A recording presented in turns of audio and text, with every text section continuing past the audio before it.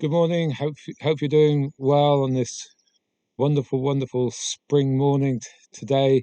For those of you that are weather watchers, there has been no frost, which is probably one of the first times this month, and it's still not rained, so the ground is dry as bone and probably needs a bit of watering.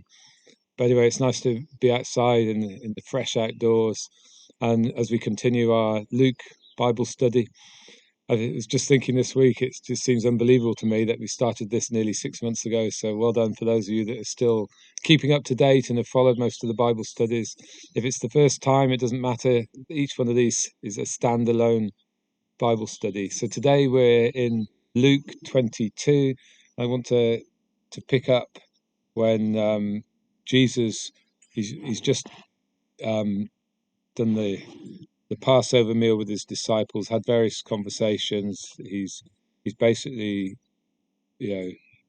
told them to, if you have a sword, go and sell your cloak if you don't have one, and go and buy it. And makes various comments. His disciples clearly still don't understand what he's talking about because they go to Jesus and go, "Well, actually, here's two swords." Jesus is like, "That's enough." And and it says he, as usual, went to the Mount of Olives, and his disciples followed him.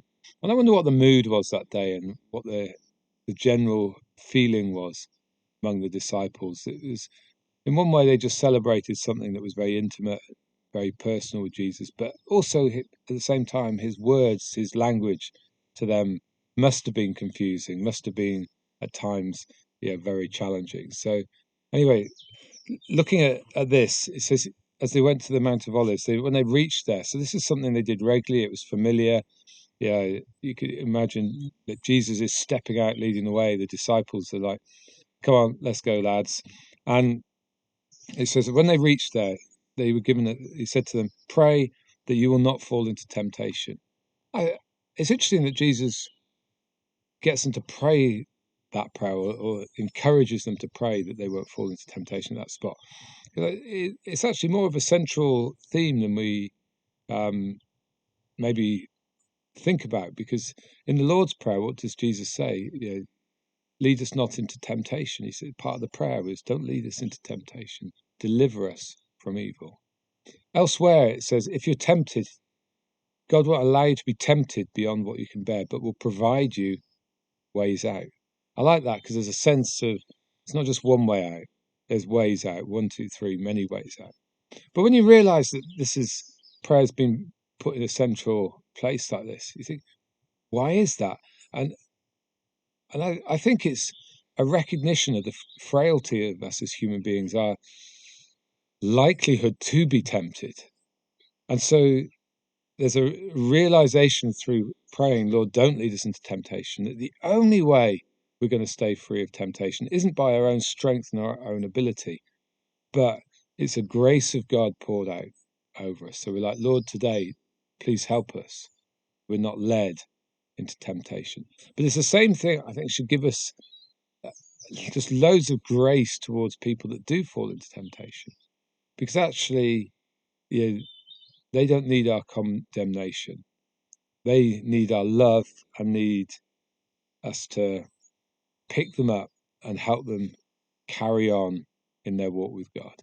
And it's very easy in the church for people to be mistreated, really, out of fear, because they have made mistakes, because they have temptation. We need to be those that strengthen those that find themselves in a place of weakness. So Jesus says to his disciples, pray that you don't fall into temptation. And then he withdraws from them and kneels down and prays. He says, "Lord, if you're willing, take this cup from me, yet not my will, but yours be done." He says, an angel from heaven appeared to him and strengthened him. Looking at that, Jesus is so sold out to the purposes of the Father that though he's praying, "Can you take this away?" he's also saying, actually, don't take this away if it means that your will isn't done. And it's interesting that the angel appears. You get no sense that the disciples actually knew this angel had appeared.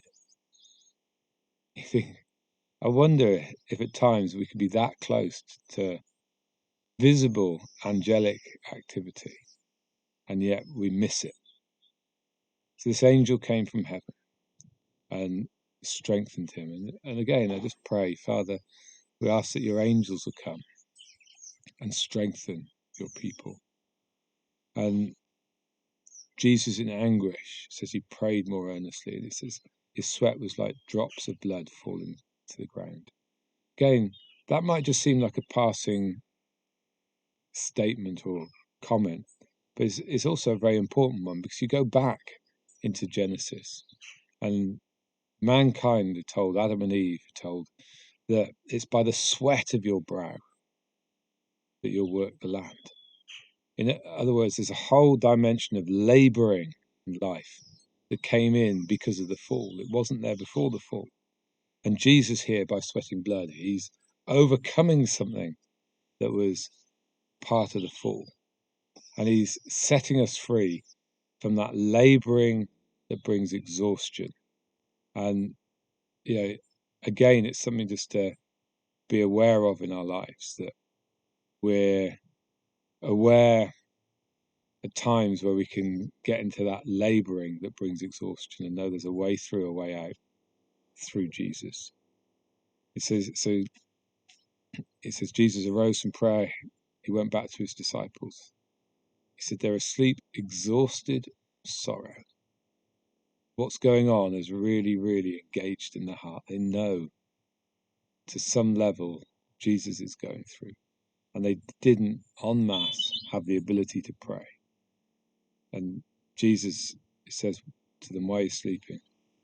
Get up and pray that you will not fall into temptation. Jesus knows what's going to happen, and he's trying to line them up. He says, while he was still speaking, a crowd came up. And among the crowd was Judas. I bet up to then the disciples had realized that Judas wasn't a man. And here he was, leading them. All these people. It says he approached Jesus to kiss him. It must have been so tough, so difficult. And Jesus just said to him, Judas, are you betraying the Son of Man with a kiss?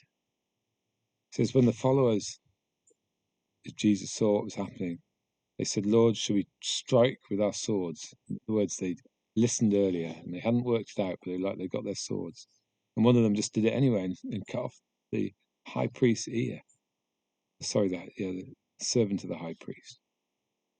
And Jesus, in the middle of this, touched his ear and healed him. In the middle of this moment of his arrest, moment of turmoil, moment of anguish, Jesus reached out to his accusers, brought healing. And that is the heart of Jesus. That's something that is there for us to emulate in every way. It's so easy to eliminate people that maybe are different from us in some way. Eliminate people that we've fallen out with somehow. But we keep reaching out, bringing healing. Healing not just to our friends, but healing to those that might oppose. Jesus healed. And at that moment, they took him away and led him to the house of the high priest. Peter, he'd heard, he'd been told, he'd understood he was the one that was going to deny Jesus. So he positioned himself, not to be the denier, but he positioned himself to be the one that stuck in there. In fact, we read in one version that everyone else fled, but Peter stayed in there. He followed at a distance. And he got to the high priest. He was there. He was hanging in there with every ounce of energy that he had. Someone lit a fire. Peter sat down with them. And the servant girl, she looked closely at him. This man was with him. Peter, now protecting, and probably with a feeling of protecting his own life, denied it. Someone else said, you were with them. He says, man, I wasn't with them. And another one said, oh, he's definitely with them. He was a Galilean. That was an hour later. So this whole denial had gone on. You don't know what was going on in Peter's heart. Peter was like, man, I don't know what you're talking about. Just as he was speaking, the rooster crowed. The Lord turned and looked straight at Peter. See, even in that moment, Jesus was coming in, offering reconciliation. At that moment, Peter remembered what had been spoken. That day he would disown Jesus 3 times. He went outside, whipped bitterly. Jesus experienced total rejection so that we might not be living under rejection, but we might know healing and freedom and acceptance. Incredible passage, isn't it? There's so much packed in only a very few lines. If you get a chance, just read Luke 22. Bless you. Hope you have a great day. Look forward to being with you soon. Bye for now.